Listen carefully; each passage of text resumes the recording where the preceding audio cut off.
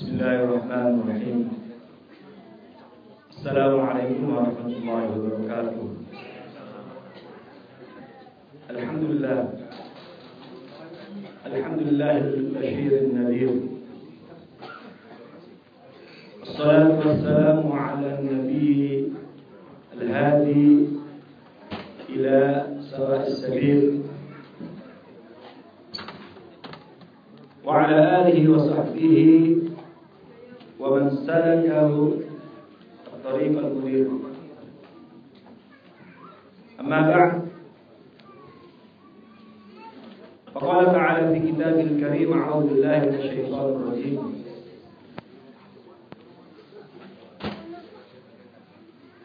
Wa idza qila lahu taqillaha akhadhathu al-'izzatu bil-ithmi fahasbuhu jahannam wa la bi'sal mihad. Shadaqallahul 'azim. Ma'asyiral muslimin wal muslimat rahimakumullah.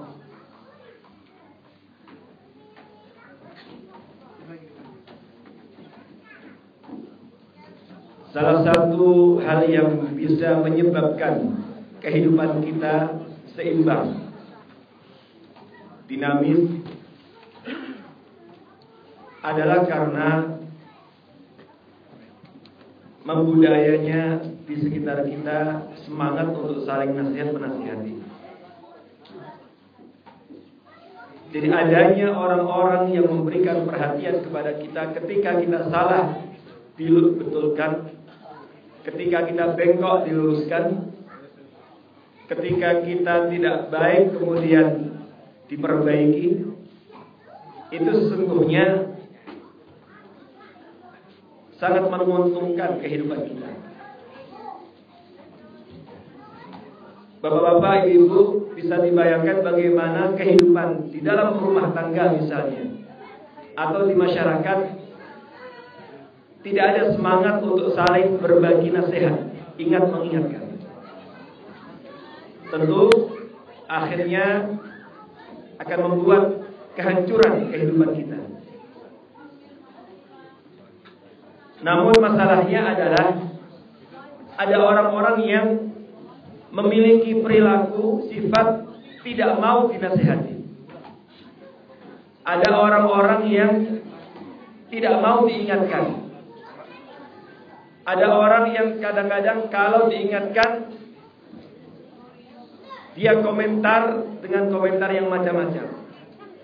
Kamu tidak tahu siapa aku. Kamu kan baru anak kemarin. Udahlah, urus dirimu. Ngapain ngurus diriku? Ngapain mengingatkanku?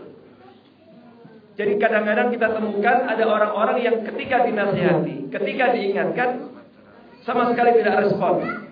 Justru malah kemudian responnya sangat negatif. Tidak siap membuka diri untuk dinasihati dan diingatkan. Ketahuilah, ketika seorang memiliki perilaku dan sifat seperti ini berbahaya. Berbahaya bagi dirinya, tapi tentu juga membahayakan lingkungan, baik keluarganya, masyarakat. Nah, pada malam hari ini kita akan mengkaji tema menolak takwa berarti sama saja menolak surga. Yaitu berangkat dari tadabbur kita terhadap ayat yang tadi saya baca, surat Al-Baqarah ayat 206. Bapak-bapak, ibu rahimakumullah, salah satu sifat yang tidak baik ini kemudian direkam oleh Allah dalam Al-Quran untuk kita ambil sebagai pelajaran, bahwa ternyata ada manusia-manusia ketika diingatkan ittaqillah, takutlah kepada Allah, bukan malah terima kasih, bukan malah kemudian kembali kepada benar, tapi justru akhadhatul izzah, justru semakin sombong, muncul takaburnya, muncul kesombongannya. Inilah yang Allah sampaikan dalam ayat ini, wa idza qila lahu taqillah. Dan apabila dikatakan kepadanya ittaqillah, takutlah kepada Allah, akhadatul izzah. Justru semakin menjadi-jadi kerusakan dan kebobrokannya. Akhadatul izzah itu, al-izzah itu bangga. Tapi di sini bangga dengan dosanya. Akhadatul izzah bil ismi, fahasbu jahannam. Maka ancaman bagi orang yang seperti ini, kata Allah, fahasbu jahannam. Maka cukuplah orang yang punya sifat seperti ini tempatnya neraka jahannam. Wala bi'sal mihad, dan neraka jahannam adalah seburuk-buruk tempat. Maka tentu tidak nyaman, bahkan merugi orang yang memiliki sifat seperti ini. Ketika tidak terbuka menerima nasihat, apalagi ketika nasihat itu sudah dibumbui dengan ittaqillah, perintah takwa kepada Allah. Sebab bapak-bapak ibu, ada kebiasaan di kalangan masyarakat Arab, ya. Jadi kalau sudah ittaqillah itu puncak nasihat yang luar biasa. Makanya kalau kita membaca dalam hadis Rasulullah SAW kalau melepas delegasi, melepas utusan, selalu membekali dengan bekal takwa. Ada dua orang sahabat dinasihat, ittaqillah haitsu ma kunta wa atbi' sayyi'atal hasanata tamhuha wa khaliqin nasa bi khuluqin hasanin. Takwalah kepada Allah di mana saja kau berada. Kamu akan pergi melakukan suatu misi, bertakwalah kepada Allah di mana saja kau berada. Wa atbi' sayyi'atal hasanata tamhuha, dan ikutilah keburukan itu dengan kebaikan. Kalau terpaksa, tidak sengaja, lengah, jatuh dalam keburukan, cepat lakukan kebaikan supaya bisa menutupi. Wa khaliqin nasa bi khuluqin hasanin, dan pergaulan manusia dengan akhlak yang mulia. Bapak-bapak Ibu, mari kita lihat mengapa ayat ini turun, yang disebut dengan asbabun nuzul. Sebab turunnya ayat ini. Al-Imam Ibnu Jarir At-Tabari dalam tafsirnya menyampaikan kepada kita bahwa ayat 204, 205 dan 206, 3 ayat ini yang dimulai dari wa minan nas may yu'jibuka qawlu bil hayatid dunya wa yashhadullahu ala ma fi qalbihi wa huwa alatul khisam, dan seterusnya sampai dengan ayat 206. Ini turun kepada seorang pada zaman Nabi bernama Al-Akhnas bin Shuraik At-Thaqafi. Siapa namanya? Akhnas bin Shuraik At-Thaqafi. Dia adalah mitra koalisi Bani Zuhra. Akhnas bin Shuraik itu seorang yang dikenal di masyarakat waktu itu hebat. Kalau sudah bicara seperti menghipnotis. Makanya kata Allah, wa minan nas may yu'jibuka qawlu fil hayatid dunya. Di antara manusia itu ada orang yang kalau bicara dunia, masya Allah, kayak menghipnotis manusia. Kalau bicara bisnis, orang nggak bisa tidur, kecuali yang ngantuk. Kalau sudah bicara urusan dunia, hebat. Tampilannya mengagumkan, bicaranya luar biasa. Wa minan nas may yu'jibuka qawlu fil hayatid dunya. Maka Akhnas ini populer di masyarakat Arab waktu itu, orang yang hebat. Singa podium, orator. Kalau bicara luar biasa. Tidak ada orang yang tidak terhipnotis. Suatu ketika kok tiba-tiba ia mendatangi Rasulullah SAW. Dan kemudian menyampaikan niatnya untuk masuk Islam. Oh, luar biasa, Rasulullah SAW menyambut dengan gembira. Siapapun yang datang ingin masuk Islam tentu disambut dengan gembira. Apalagi ini sosok yang sangat populer, dikenal di masyarakat dengan kehebatannya, orasinya dan lain sebagainya. Nah, apa yang terjadi? Di hadapan Rasulullah SAW dia menyampaikan syahadat. Tapi begitu keluar dari majelis Nabi, keluar dari majelis Rasulullah SAW, berubah 300 berapa persen? 60%, 360 derajat. Berubah 100%. Di hadapan Rasulullah SAW luar biasa bersyahadat. Begitu keluar dari majelis Rasulullah SAW berubah. Begitu bahkan ia melewati tanaman-tanaman, tumbuh-tumbuhan, pertanian sahabat, apa yang dia lakukan? Dia rusak. Kemudian ternak-ternak masyarakat kaum muslimin dia bunuh. Jadi berubah sama sekali. Kita nggak tahu, bisa jadi masuk Islamnya pencitraan tadi. Jadi keluar berubah. Dan kemudian karena dia merusak tanaman, membunuh banyak binatang ternak, maka gaduh di Madinah. Maka tampillah beberapa orang menasihati, ya Akhnas, ittaqillah. Wahai Akhnas, takutlah kepada Allah. Gimana kamu udah bersyahadat, kok masih berbuat kerusakan? Wa minan nas. Tapi apa? Ketika dinasihati seperti itu, justru akhadatul izzah bil ith. Kamu enggak tahu siapa saya? Kamu enggak tahu siapa saya? Dia tambah sombong, bukan semakin menghentikan kerusakannya, tapi justru semakin menjadi-jadi, berbuat kerusakan di muka bumi, bahkan tampil dengan sombongnya, dengan takaburnya. Maka dari situlah kemudian Allah Subhanahu wa taala menurunkan ayat ini. 204, 205 dan 206 dari surat Al-Baqarah. Wa minan nas may yu'jibuka qawlu fil hayatid dunya wa yashhadu 'ala ma fi qalbihi.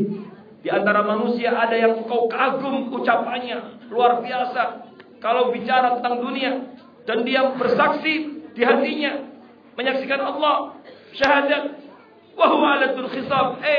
Ternyata dia adalah musuh dalam selimut. Bahkan dia penentang yang sangat keras terhadap dakwah Muhammad. Wa huwa 'alatul khisab. Wa idza tawalla, ketika dia berbalik, sa'a fil ardh liyufsida fiha. Ketika dia berpaling dari majlismu, dia berbuat kerusakan. Wa yuhlikal harta wan nasl, dia menghancurkan al-harth, tanaman-tanaman, tumbuh-tumbuhan, wan nasl, binatang ternak dibunuh itu. Dan kemudian ayat 206 Allah sampaikan, wa idza qila lahu taqillah, dan ketika dinasihati dia ittaqillah akhadhatul izzatu bil itsm, justru semakin sombong, semakin takabur dengan dosanya. Maka Allah ancam dia, dan siapapun yang mengikuti perilakunya fahasbuhu jahannam, maka cukuplah untuk orang model seperti itu, tempatnya adalah neraka jahanam. Wala bi'sal mihad, dan neraka jahanam adalah tempat yang sangat buruk, tempat kembali yang sangat buruk. Bapak-bapak, ibu rahimakumullah,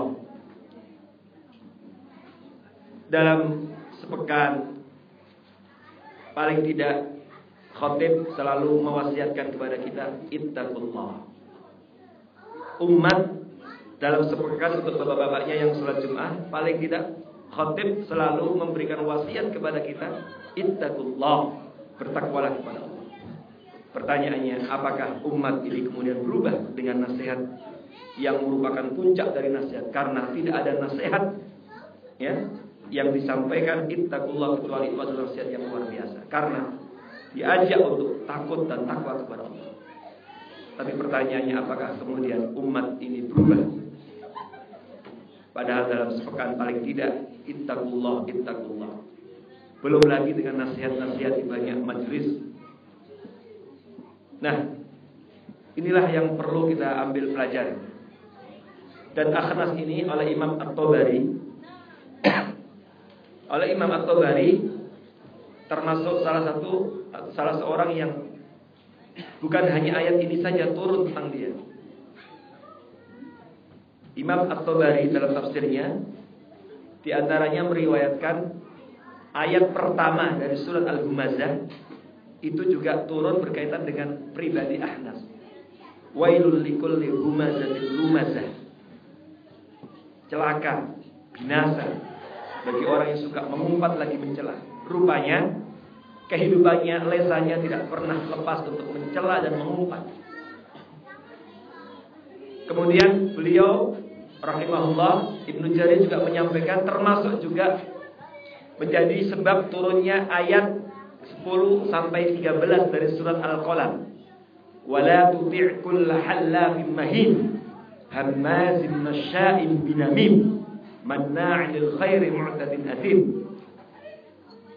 Karena dia sering bersumpah, mengumbar sumpah, berbohong dengan sumpah. Kemudian sering kesana kemari menjadi provokator, menentang dakwah. Berarti apa? Berarti dia masuk dalam kategori orang munafik.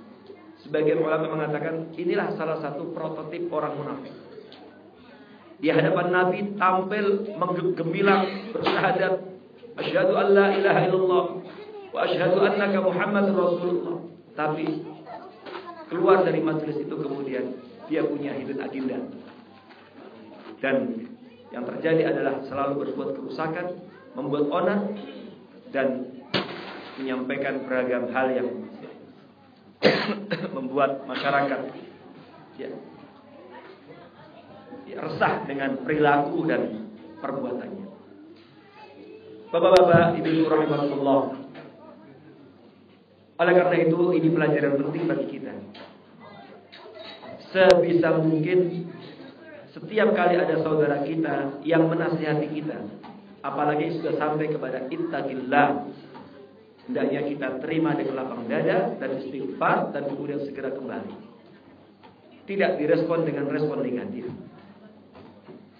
Kenapa? Karena ketika seseorang diajak bertakwa, kok tidak mau, berarti dia sama saja menolak surga. Maka menolak takwa berarti sama saja menolak surga. Karena Allah Subhanahu wa taala dalam Al-Qur'an menyampaikan kepada kita, kalau orang itu diajak takwa enggak mau, berarti dia enggak mau rezekinya diberkahi Allah Subhanahu wa taala. Sebab Allah menjanjikan orang yang bertakwa diberkahi rezekinya. Kalau diajak takwa kok tidak mau, berarti dia tidak mau setiap ada masalah diberikan solusi oleh Allah.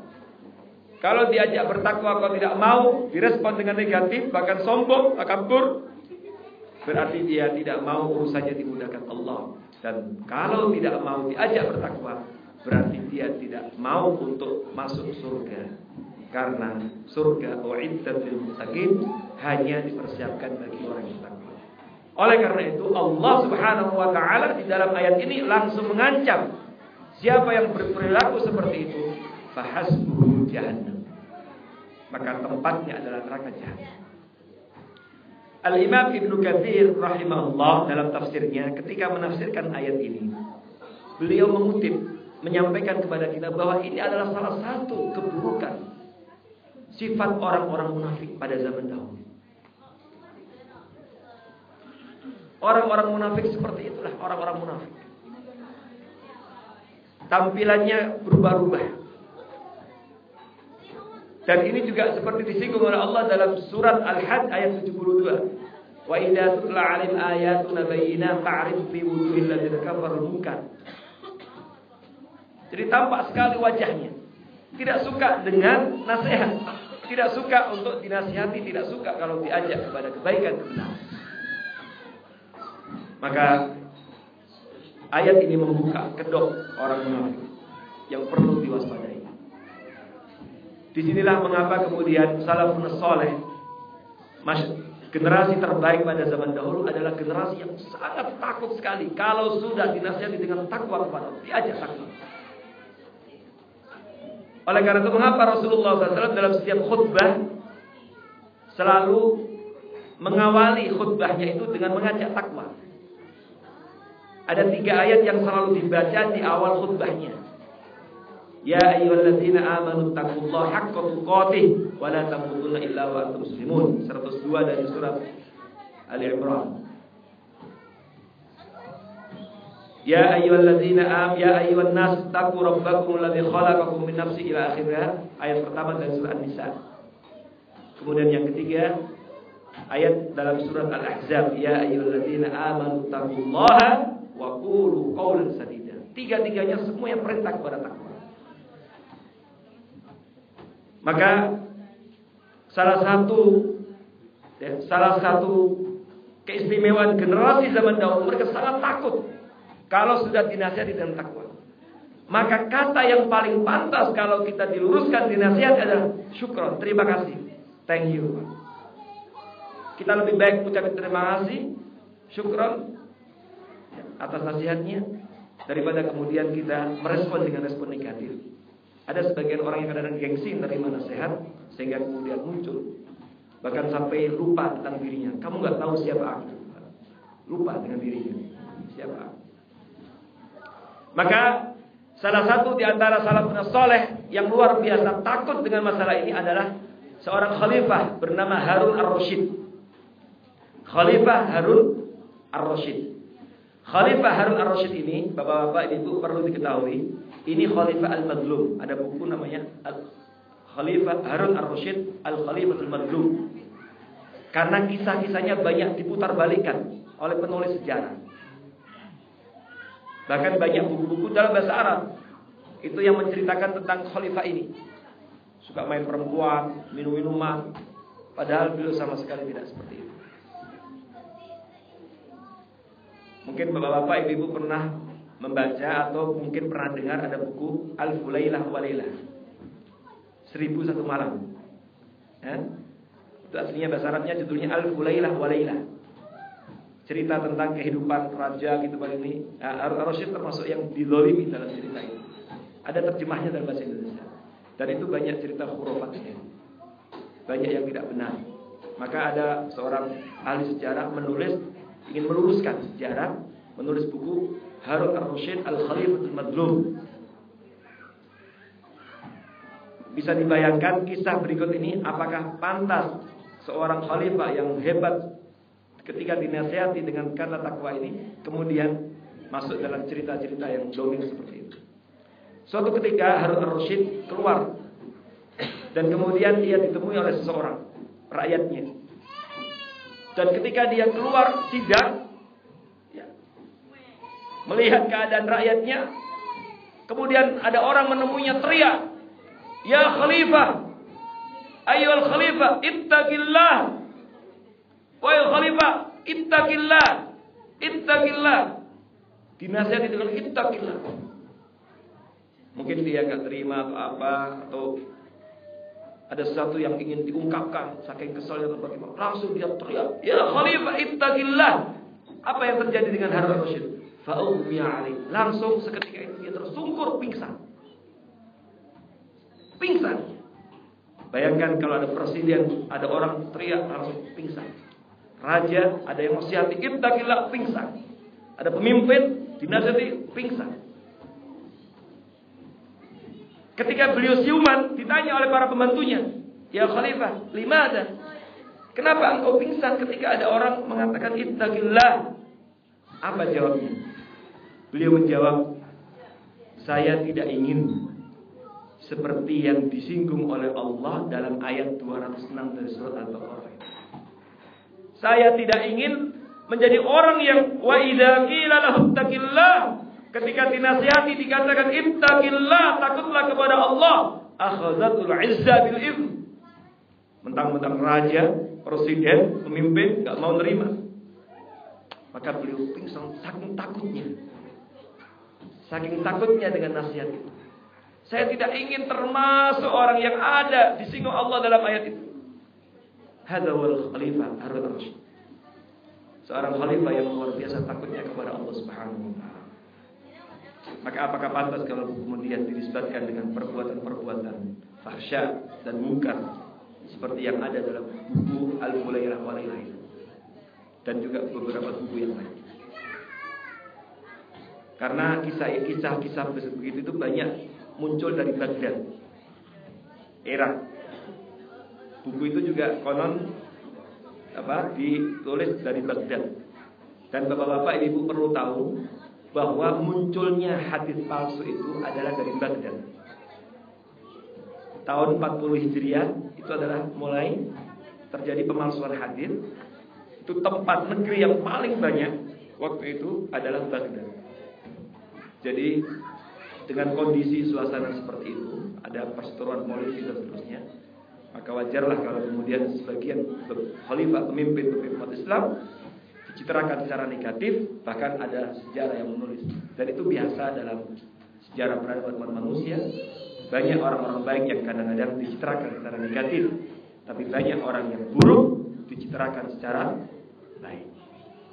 Dan itu salah satu trik, strategi. Bapak-bapak Ibu rahmatullah, oleh karena itu inilah pelajaran yang sangat berharga. Betapa memang kita perlu hidupkan suasana saling nasihat menasihati. Maka agama ini akan tegak dengan baik, baik tegak dalam kehidupan kita pribadi maupun tegak dalam kehidupan rumah tangga kita maupun dalam masyarakat kita kalau dibudayakan saling nasihat menasihati. Dan pada satu sisi mungkin kita menjadi an-nasih, orang yang beri nasihat, tapi pada saat yang sama kita juga harus siap menerima nasihat, al-mansur. Jangan hanya mau memberi nasihat saja, gak mau dinasihat. Atau jangan hanya mau dinasihati saja tapi gak mau menularkan kebaikan kepada orang lain.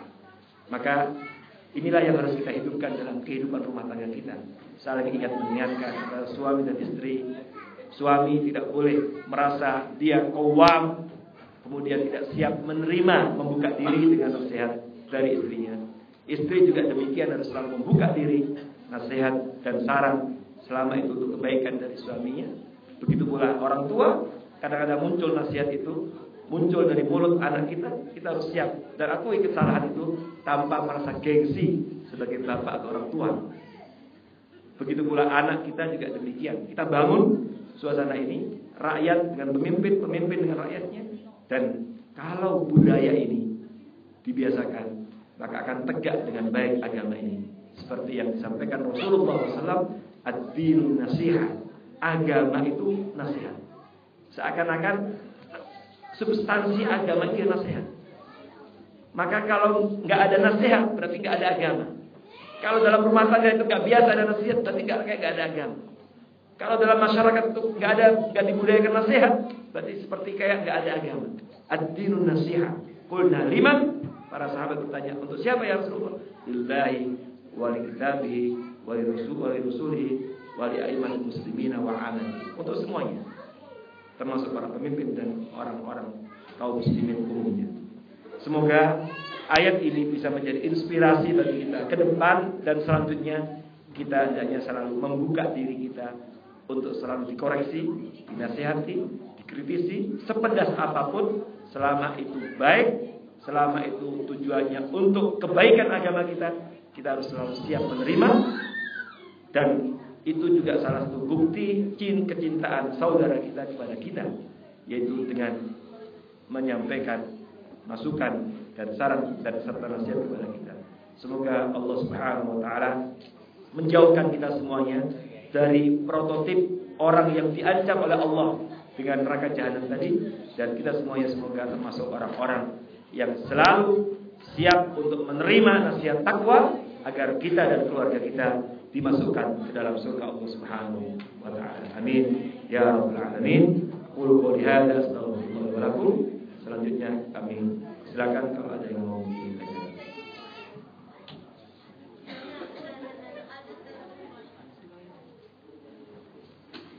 Ya, silakan Pak.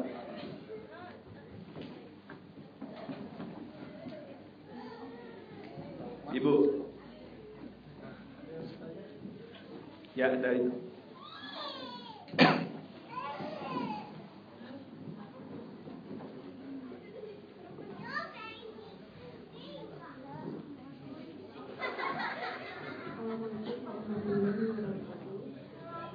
Assalamualaikum.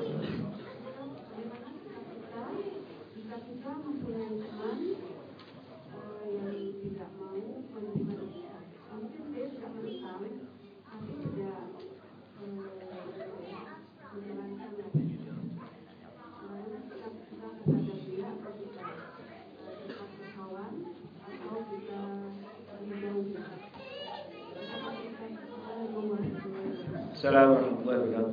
Terima kasih atas pertanyaannya sekali. Bagaimana sikap kita ketika ada kawan teman kita yang kita nasihati tidak melawan tetapi tidak mau melaksanakan? Tentu kita sebagai orang yang menasihati sebagai wujud dan bukti kejujuran sayang kita terhadap kawan kita fillah karena Allah, tentu kita juga harus terus berusaha, tidak pernah berhenti. Tidak pernah berhenti, terus saja berusaha mengingatkan dengan berbagai macam cara. Dengan berbagai macam cara. Barangkali kalau cara yang sebelumnya kurang efektif, coba cara yang lain. Atau melalui kegiatan yang lain. Atau apa.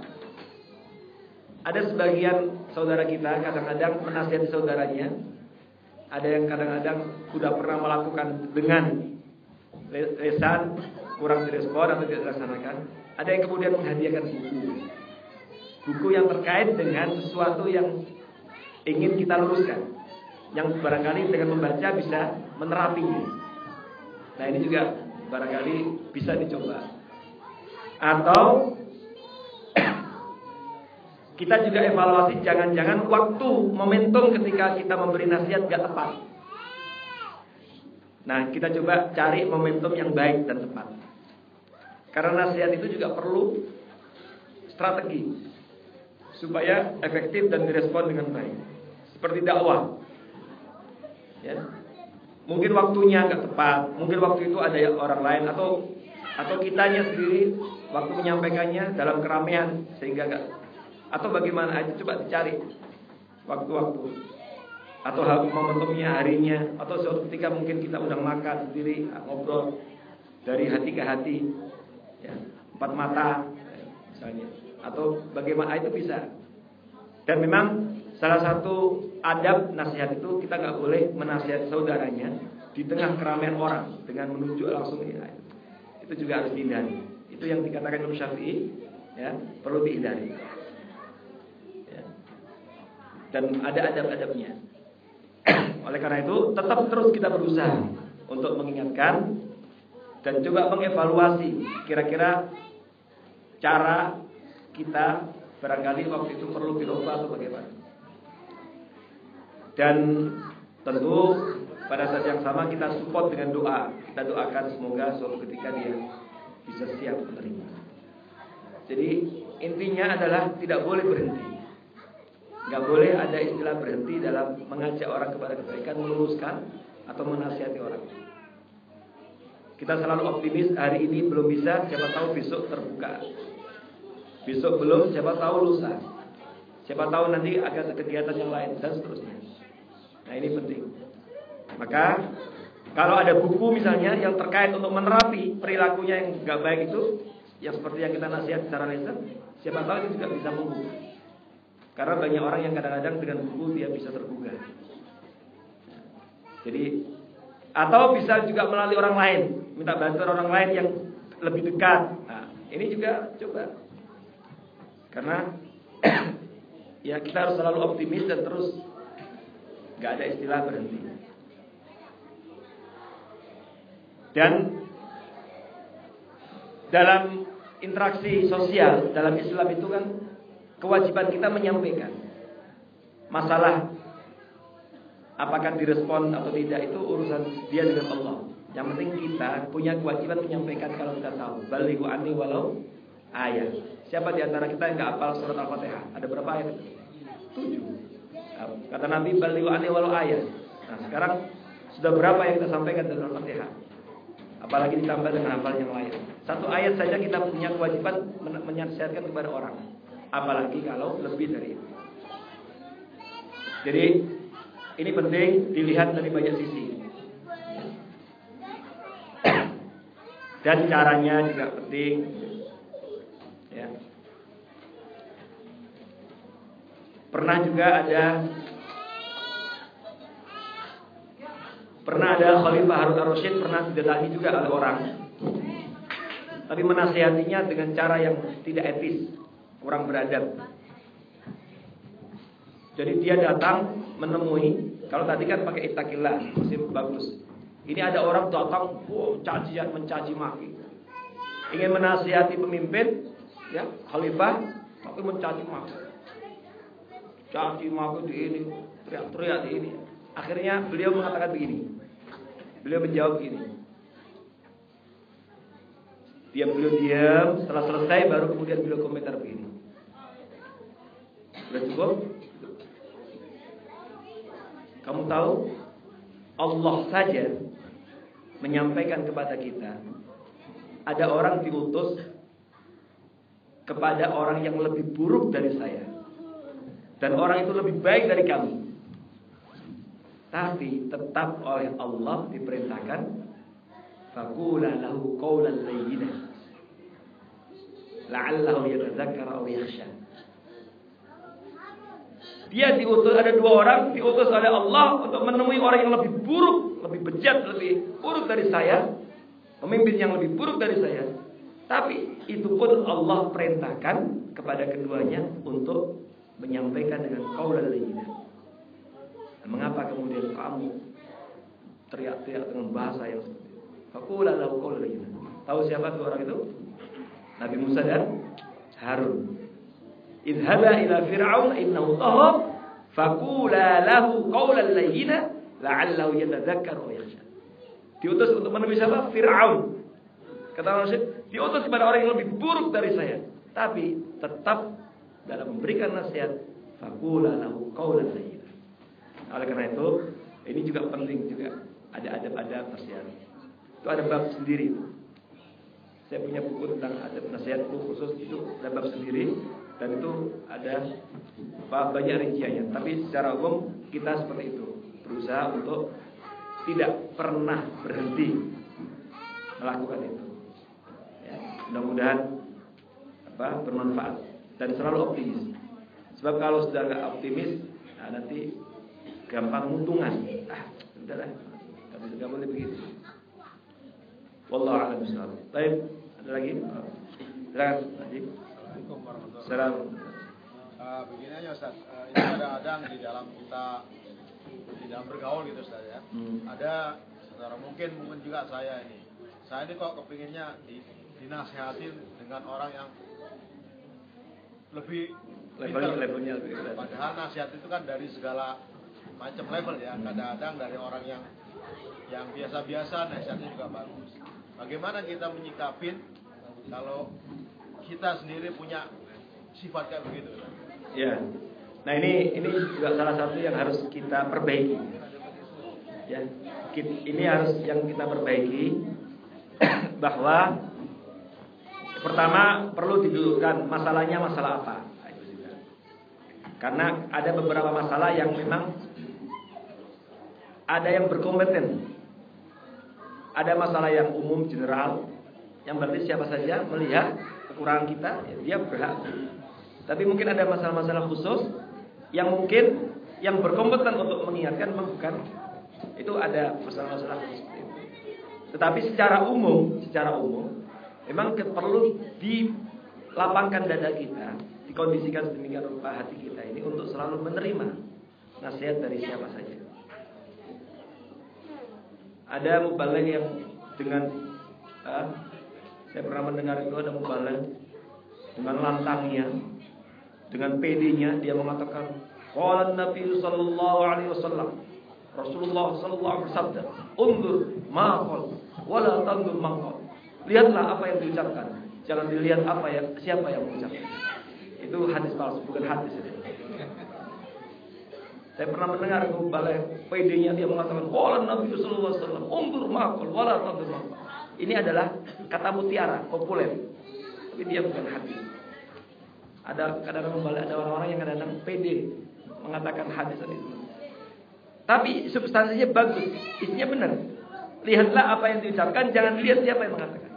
Boleh jadi kebenaran itu datang dari anak kita yang masih kecil, tapi dia melihat kita salah.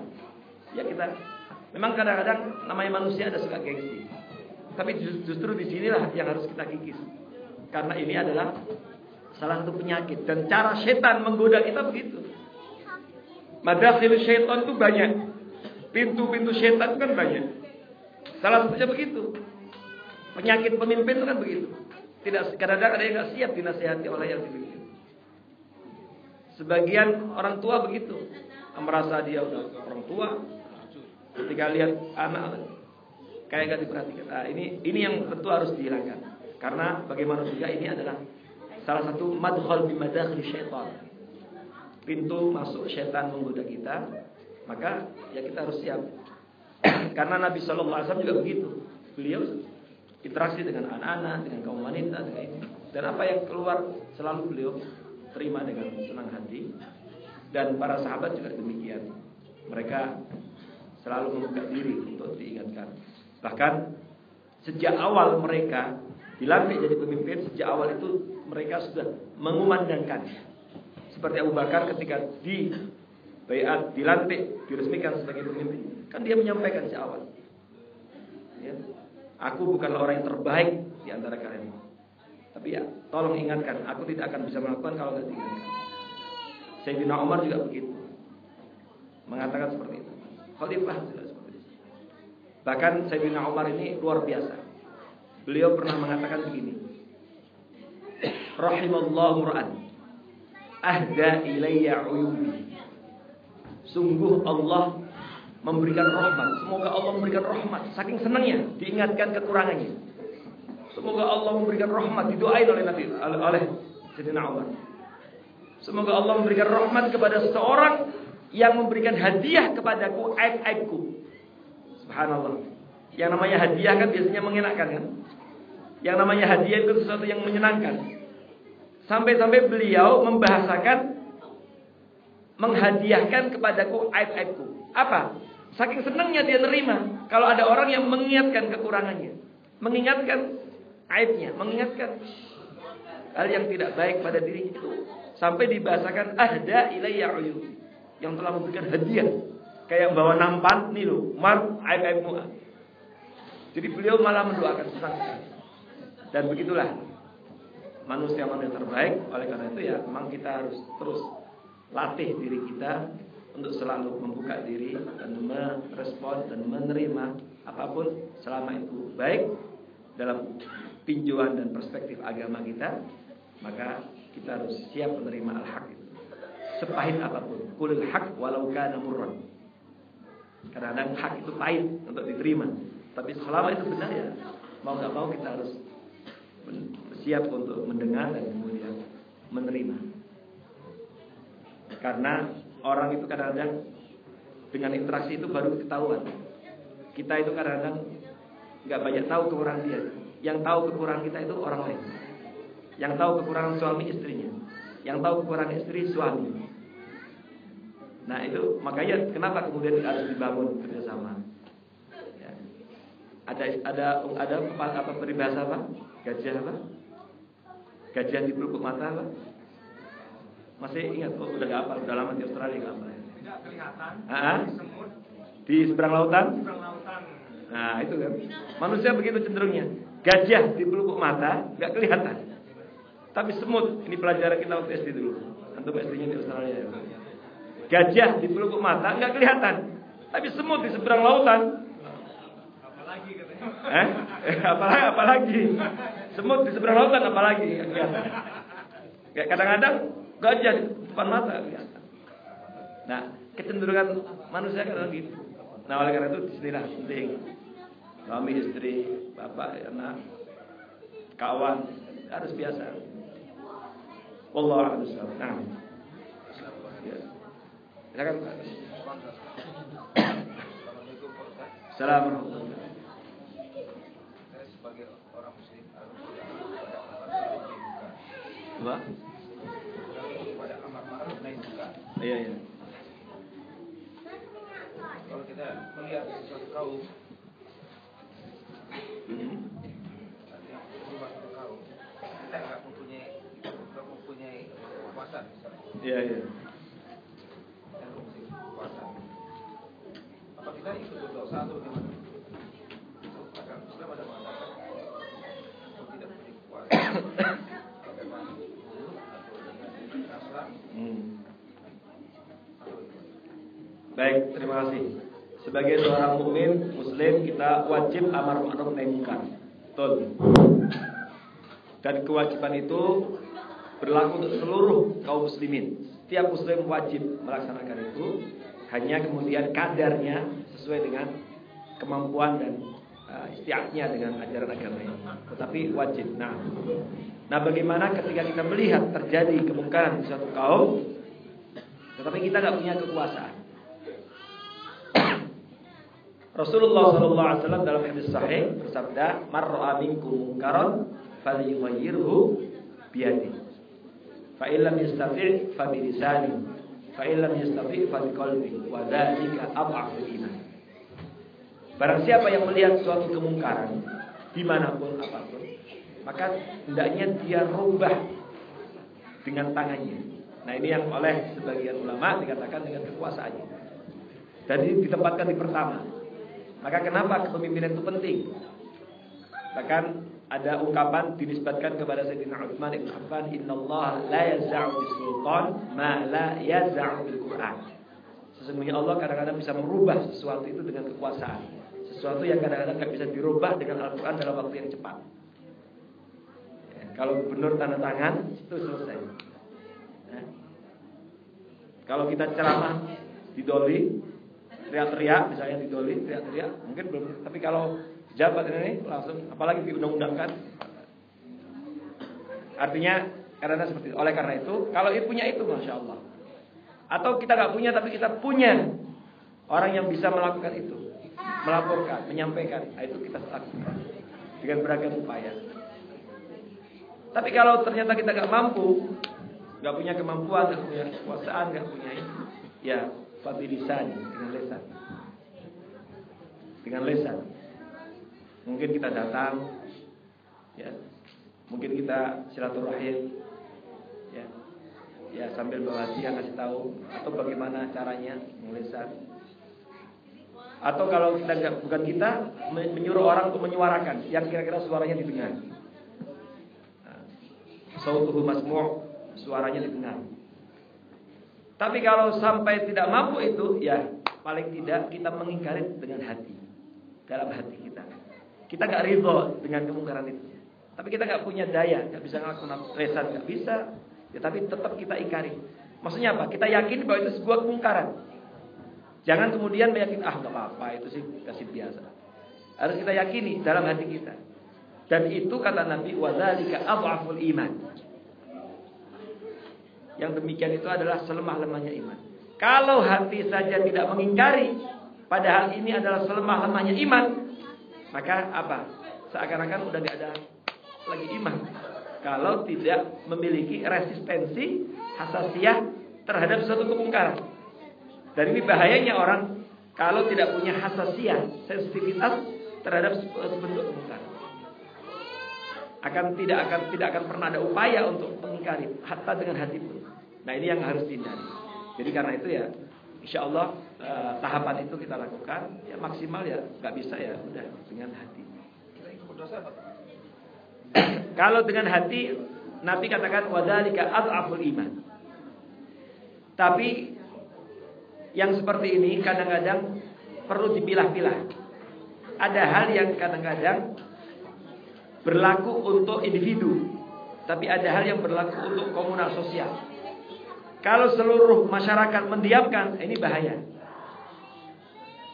Di dalam Al-Quran Allah Subhanahu wa ta'ala berfirman, wa ma kana rabbuka liyuhlikal qura bidzulmi wa ahluha muslihun. Jadi soleh saja itu sebenarnya belum menjamin bahagia. Jadi kita soleh saja secara individual itu belum menjamin kita bahagia. Belum menjamin masyarakat kita sejahtera, belum menjamin makmur.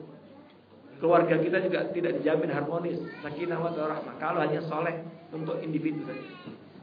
Makanya dalam ayat ini jelas sekali, wa ma kana rabbuka liyuhlikal qura, dan Rabbmu Tuhanmu tidak akan menghancurkan suatu negeri, suatu kampung, suatu negara, bangsa, wa ahluha muslihun, sementara penduduknya muslihun.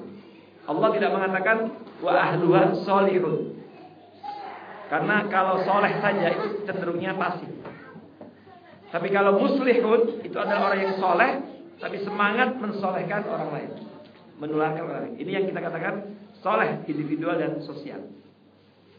Maka Ramadan ini kan salah satu, ya, kurikulum Ramadan itu kan mendidik kita untuk soleh secara individual dan sosial, untuk takwa secara individual, membangun ketakwaan individual dan sosial.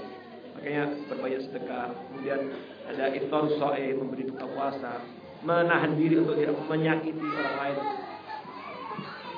Jadi seperti itu. Nah, yang seperti ini hubungannya dengan umum. Jadi kalau satu sekali nggak apa-apa, tapi kalau kemudian seluruh manusia seperti itu bahaya. Ya kalau dari sisi dosa, kalau terus berlanjut ini Ya mungkin saja. Ini kan berkaitan dengan ayat dalam surah Al-Anfal itu. Wattaqu fitnah la tusibanna alladziina zalamu minkum khassah. Takutlah fitnah, azab, bentuknya apa saja, bisa krisis multidimensional. La tusibanna alladziina zalamu minkum khassah, yang tidak hanya menimpa orang yang zalim saja. Makanya istri Nabi Zainab binti Jahash tentang ayat ini bertanya, "Ya Rasulullah, afihimus salihun?" Ya Rasulullah, kok fitnah tidak hanya menimpa orang zalim saja? Berarti yang enggak zalim kena fitnah juga. Kenapa itu? Afihimus salihun. Bukankah di dalam masyarakat itu ada orang-orang soleh? Kok sampai kemudian fitnah itu tidak hanya menimpa orang zalim saja? Apa kata Nabi? Iya, ada. Tapi enggak bergerak mereka. Pasif. Idza kathurul khabar, itu terjadi ketika khabar, keburukan itu dominan. Dan orang yang baik tidak pernah punya upaya, usaha sekecil apapun untuk meminimalisir. Nah, maka ketika itu, ya itulah yang terjadi, krisis moneter, krisis apa saja, karena bukan hanya orang zalim saja, semua juga merasakan. Ketika memang tidak ada kesungguhan untuk amar ma'ruf nahi munkar, maka harus selalu ada. Makanya kenapa dalam surat Al-Imran itu wal takum minkum ummah. Jadi fardu kifayah harus ada itu kelompok orang-orang yang punya semangat untuk semangat itu. Itu terjadi perbedaan ulama apakah fardu ain atau fardu kifayah. Tapi harus ada. Nah, kita mudah-mudahan bisa ikut andil dan mensupport. Kalau toh tidak bisa terjun langsung, kita mensupport program-program, kegiatan-kegiatan komunitas apapun yang dapat meminimalisir. Nah, apa yang dilakukan oleh kawan-kawan Iqra, apa yang kita lakukan sekarang ini kan sesungguhnya upaya itu. Bagaimana kemudian anak-anak kita, komunitas Indonesia Muslim ini bisa terkondisikan sedemikian rupa sehingga menjadi orang-orang yang soleh secara individual dan soleh secara sosial. Wallahu a'lam bishawab. Lagi, Ibu?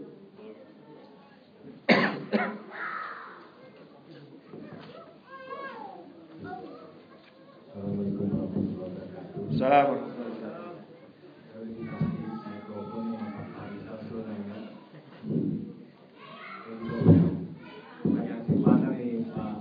Ya. Yang lalu saya ingin tahu itu pertanyaan yang saya simpan keluarkan lagi kalau boleh gitu. Karena saya melihat topik malam ini masih berhubungan gitu dengan topik 2 hari yang lalu.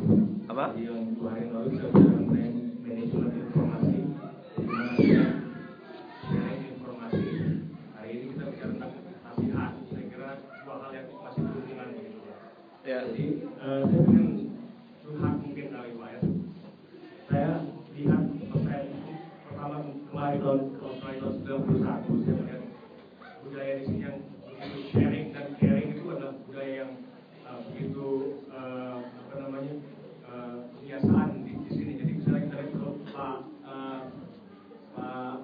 Suhail dia di jalan raya itu teraturnya jalan raya. Kalau kita bandingkan di Jakarta mungkin Pak Suhail nyetir gimana? Di sana kan saling dulu-mendulu gitu Pak, dulu-duluan gitu, nggak ada yang kalah istilahnya gitu. Jadi masing-masing merasa ini hak saya gitu. Kalau kita lihat di sini kan walaupun non muslim tapi gitu. Dan budaya untuk sharing itu sudah ada gitu dan melekat. Jadi dan saya juga dari sebenarnya di dalam Islam sudah ada gitu budaya untuk berbagi itu gitu. Tapi prakteknya ternyata di sini itu lebih aplikatif gitu, lebih terlihat begitu Pak. Jadi, dan saya terbawa dengan itu. Jadi dan saya lihat itu sesama kita itu kok kurang ada rasa untuk berbagi gitu waktu itu saya masih muda waktu itu. Ada rasa yang egois gitu. Dan alhamdulillah di tempat kita di Iqra ini bagus-bagus semua Pak. Cuma saya pernah itu memanfaatkan. Jadi saya kemarin kembali setelah dapat PR dari Jakarta tahun 2006. Itu saya mencari tempat itu susah sekali Pak. Jadi saya minta tolong gitu saya lempar ke mailing list waktu itu dengan KPI saya di mahasiswa karena saya di UNSW dulu. Ada yang menawarkan jadinya. Jadi untuk seminggu pertama saya dapat atau 4 sebelum saya mencari tempat yang permanen gitu. Dan itu bagi saya sudah membantu saya gitu. Karena akan terlunta-lunta saya kemarin gitu kalau tidak ada tempat untuk menginap gitu pada saat kembali ke sini. dan itu membekas, pengalaman itu membekas buat saya sih. Sejak itu saya berbagi informasi apapun saya punya yang saya tahu, karena saya pikir sudah cukup lama di sini, S1 saya di sini, S2 saya di sini gitu. Terus kembali saya kemari gitu, dan terakhir saya suka baca koran lokal gitu. Di situ saya informasi yang luar biasa, saya pikir bermanfaat buat saya gitu. Mudah-mudahan bermanfaat buat orang lain, itu saya tulis gitu, dan saya tergabung di beberapa mailing list dan Facebook, kita punya grup gitu Pak. Jadi saya ada pernah pengalaman buruk, jadi saya dianggap show off gitu kesannya gitu Pak. Jadi ada, menurut saya fastabiqul khairat, menurut orang itu show off gitu. Sedangkan bagi saya, baik saya lebih suka dibilang show off daripada dibilang egois terus terang gitu. Kalau bagi saya begitu gitu Pak. Karena yang namanya show off, yang namanya ikhlas itu hanya Allah yang tahu, dan kita dan Allah gitu. Jadi yang menurut saya begitu, yang berhak menjudge itu ya Allah gitu. Dan ada hal lain mengenai siapa sesat atau tidak, menurut saya Allah yang bisa menjudge gitu, seperti itu Pak. Ini menuju ke pertanyaan saya yang kedua gitu Pak. Jadi pertanyaan pertama, curhat aja tadi, apakah saya mengalami ada bagaimana dengan reaksi negatif begitu Pak. Kalau kita mau seperti yang Bapak sampaikan mengenai memberi nasihat, orang tidak terima, malah siapa kamu gitu kan, bisa begitu seperti itu kan, yang menerima nasihat gitu responnya. Itu yang pertama Pak Ustadz. Jadi yang kedua ini tadi mungkin Pak Ustadz pernah menyinggung mengenai rahmatan lil alamin gitu Pak. Saya ingin mendapatkan penjelasan yang lebih kalau boleh mengenai ini, karena saya sudah mengutip dari ayat Al-Quran, dari Al-Surat Al-Anbiya ayat 107, wa ma arsalnaka illa rahmatan lil alamin. Benar Pak ya? Jadi dan tidaklah kami mengutus kamu Muhammad melainkan untuk menjadi rahmat bagi seluruh alam semesta.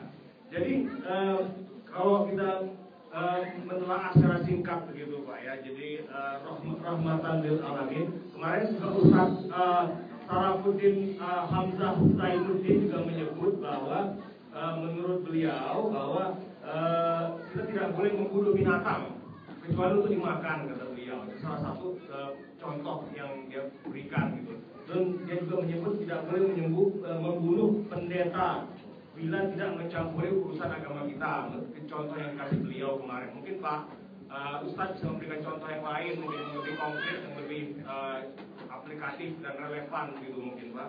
Jadi kalau menurut saya Pak ya, Islam itu seharusnya itu inklusif gitu Pak. Jadi tidak hanya kita merangkul sesama Muslim, tetapi juga merangkul orang di luar Muslim. Menurut pengertian saya tidak eksklusif. Karena saya lihat kecenderungan sekarang orang umat Islam itu eksklusif gitu Pak. Jadi tidak sesuai dengan diajar oleh Nabi menurut saya gitu.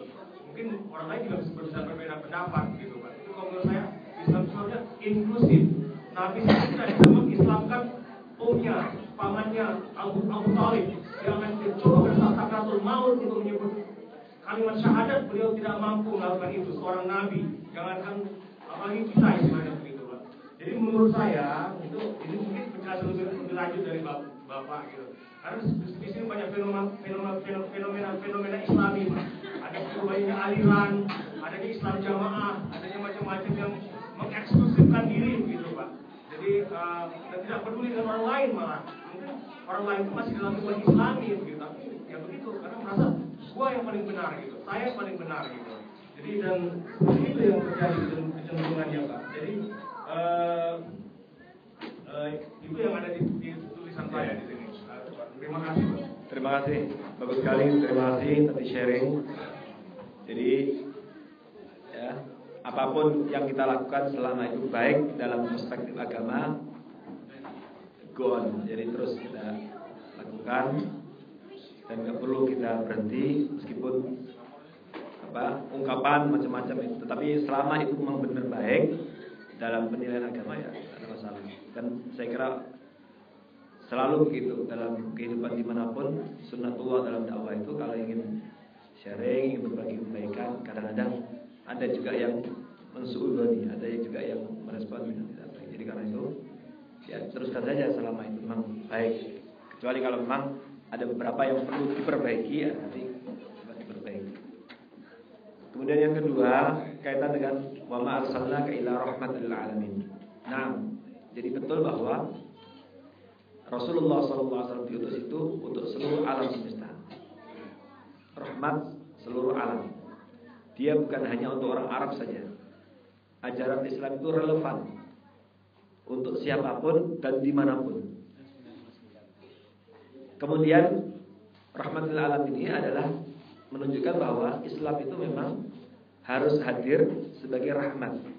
Dan seorang mukmin muslim yang merepresentasikan ajaran agamanya, dia juga harus hadir sebagai orang yang menebarkan rahmat, ya, menebarkan rahmat, bukan menakut-nakuti dan juga bukan ditakuti.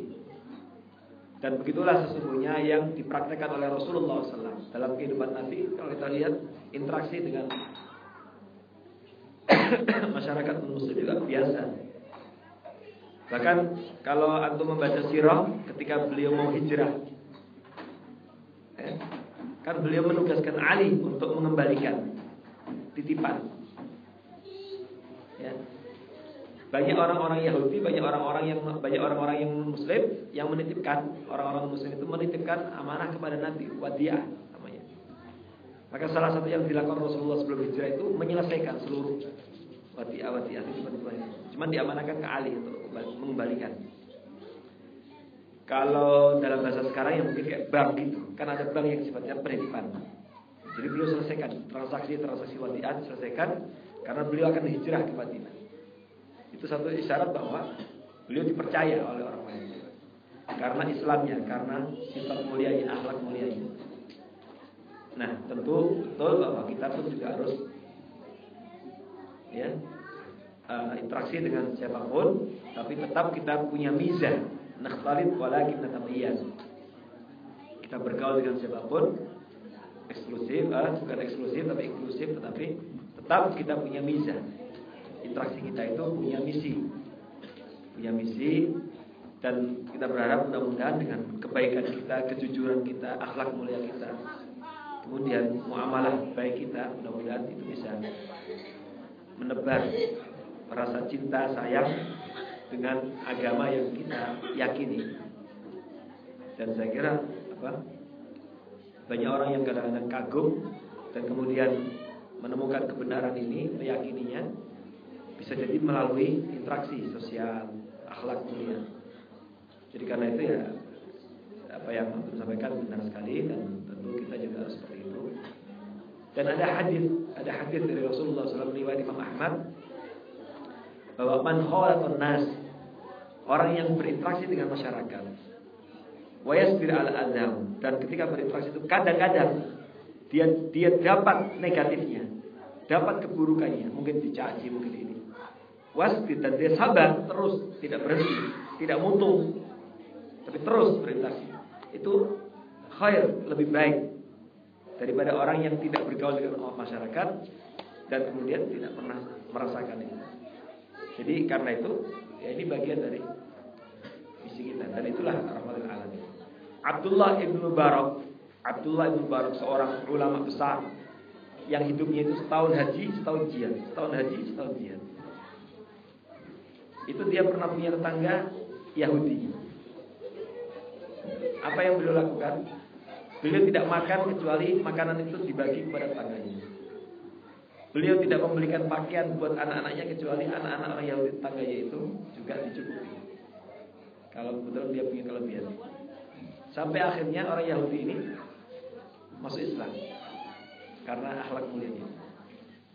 Ingat kisah Sayyidina Ali Ibn Abi Thalib ketika digugat oleh orang sampai ke pengadilan gara-gara pakaian perangnya ada sama dia.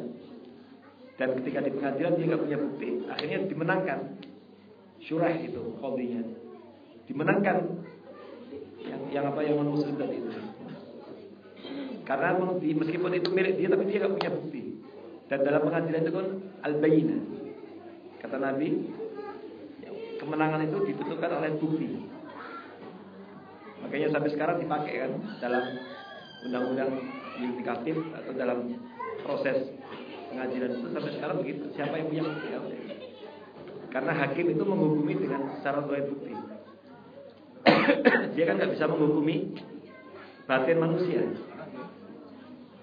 Nah akhirnya dimenangkan. Begitu dimenangkan, ya baru kemudian Yahudi kaget tuh, kok hebat kalah, Khalifah kalah. Kemudian dia menghadap dan kemudian menyampaikan, ya sebenarnya saya, ini adalah milik kamu, kembalikan. Tapi Sayyidina Ali enggak, apa yang diputuskan hakim. Sampai akhirnya dia kagum, oh inilah Islam. Dan akhirnya bersyahadat karena lihat keadilan Islam, enggak pandang bulu. Kalau di Indonesia kan masih melihat penegakan hukum, melihat bulunya, yang banyak bulunya itu yang di. Nah, kalau itu tidak pandang bulu. Dan yang banyak bulu di Indonesia yang monyet kan banyak bulunya. Wallahu a'lam bishawab. Baik. Oh silakan. Terakhir. Assalamualaikum.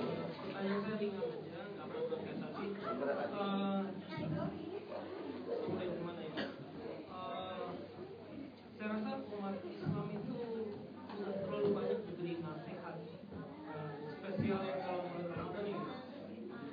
Rasanya umat Islam itu berbondong-bondong mungkin untuk mendapatkan acara seperti ramadan ini. Tapi kenyataannya kita lihat di kehidupan umum di luar, perilaku umat Muslim tidak lebih baik pada umat yang lain yang saya yakin tidak sebanyak kita diberi nasihat oleh pimpinan agamanya. Salahnya di mana? Misalnya contohnya dalam soal kebersihan, dalam soal disiplin, tepat waktu, dalam soal apa yang lagi ini menghargai orang lain. Saya mau beri contoh misalnya dalam mengendarai kendaraan. Saya di jalur yang benar, terus saya tahu itu saudara saya umat Muslim baru dari masjid, dan saya tidak dalam kondisi yang benar, tapi mereka marah-marah kepada saya karena saya tidak memberikan dia jalan. Jadi yang salahnya di mana? Kita udah terlalu banyak diberi nasihat, sementara di seberang sana hampir tidak pernah diberi nasihat oleh pimpinan agamanya, hampir, karena mereka tidak ada untuk pergi ke gereja itu, hampir tidak ada. Itu yang salah di mana nih? Saya rasa ini bukan takdir kita diberikan sifat-sifat yang mungkin dibandingkan kita kalah gitu. Betul sekali. Jadi ada ungkapan al-Islam mahjubun bil muslimin. Keindahan, kehebatan, keistimewaan ajaran Islam yang indah, yang hebat ini mahjub, tertutupi oleh perilaku kaum muslimin. Ini ungkapan ulama, bukan hadis ya. Jangan kira bukan hadis. Artinya memang inilah yang terjadi. Dan sesungguhnya semua itu kembali kepada tasawur, pemahaman tentang Islam.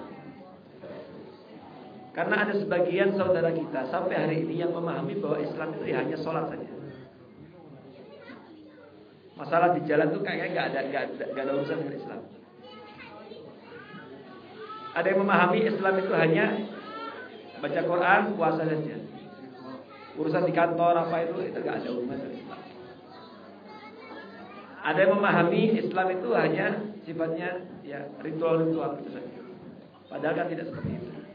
Nah inilah kembali kepada al-jahl bid-din, penyakit umat ini secara umum, karena salatul awam mayoritas kan jadi itu adalah karena al-jahl bid-din, kurang dan tidak mau belajar untuk memahami agama.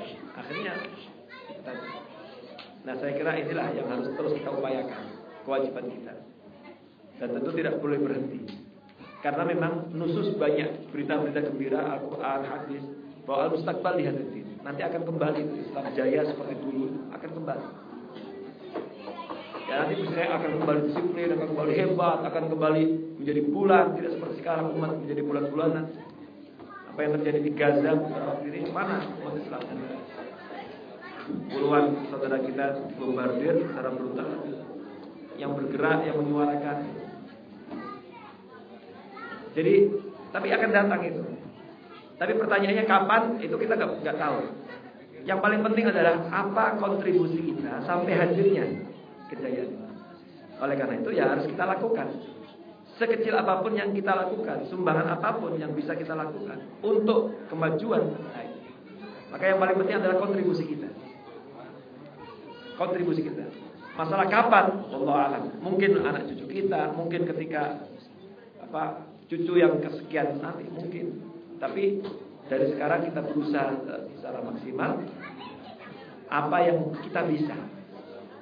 Mulai dari yang kecil, kita mulai dari hari ini, kita mulai dari diri kita. Mudah-mudahan kita akan terus semangat meneliti. Maka ya kita harus tidak pernah berhenti melakukan itu. Jadi penyakit seperti ini kan menderita pada banyak kaum muslimin. Tetapi kita nggak boleh pesimis karena tidak berarti tidak ada di antara umat ini yang bagus, yang baik. Ya, jadi kembalinya penyakitnya ya tadi al-jalbin. Jadi penempatan agama itu hanya pada sisi ritual-ritual belaka, kemudian seakan-akan terpisah dari kehidupan. Nah, pemahaman ini kan sebenarnya ya, pengaruh dari ya, penjajah dulu, dan itu yang selalu diupayakan sehingga ada sekularisasi kayak dipisah. Padahal sama sekali tidak. Wa ma khalaqtul jinna wal insa illa liya'budun. Ibadah yang kita pahami adalah integral universal. Seseorang bisa dinilai ibadah ketika berada di jalan raya. Bahkan ketika dia melihat di jalan ada sesuatu yang menyakitkan, dia turun, kemudian dia ambil, dia taruh di tempat yang baik, itu bisa menjadi ibadah. Imatul adabi thoriq. Jadi luas sekali. Nah ini yang maksud saya terus kita sosialisasikan, kita upayakan, dan terus kita selalu melihat dengan pandangan yang optimis ke depan. Dan kembali ke kita ya, apa yang bisa kita lakukan sekecil apapun kita lakukan. Dimulai dari kita, keluarga kita, mudah-mudahan kemudian menggelinding terus. Saya kira itu, dan kita nggak boleh pesimis bahwa ada saudara kita yang belum sadar, kurang memahami itu ya. Sementara kita juga harus melihat, jangan mudah kagum dengan kemajuan-kemajuan mereka ini, sementara tidak dasar oleh iman. Ini juga perlu karena waktunya ini nanti ada materi khusus, nanti saya coba sampaikan kaitan dengan kadang-kadang sebagian kita terkagum dengan kemajuan ini, tapi nggak melihat sisi yang lain. Nah nanti mudah-mudahan akan kita sampaikan tadabbur terhadap ayat Al-Quran dalam surah Al-An'am. Kadang-kadang itu maju hebat ini, tapi apa kira-kira ya? Nah seperti tadi kan, ya, mereka tidak pernah mendapatkan nasihat ini, tapi kok kenapa disiplin? Kenapa dia maju? Kenapa kok rata-rata negara maju kok bukan non-muslim? Nah, kenapa? Insyaallah nanti kita akan bahas pada kesempatan yang akan datang biidznillah taala dalam perspektif Al-Qur'an. Baik, Allah a'lam. Saya kira cukup di sini, dan mudah-mudahan apa yang kita pelajari bermanfaat bagi kita semuanya. Dan mari kita tutup dengan baca doa kafaratul subhanallahumma bihamdika asyhadu an la ilaha illa anta astaghfiruka wa atubu ilaik. Qul ya astaghfirullaha wa lakum wa huwa ghafurur rahim. Assalamualaikum warahmatullahi wabarakatuh.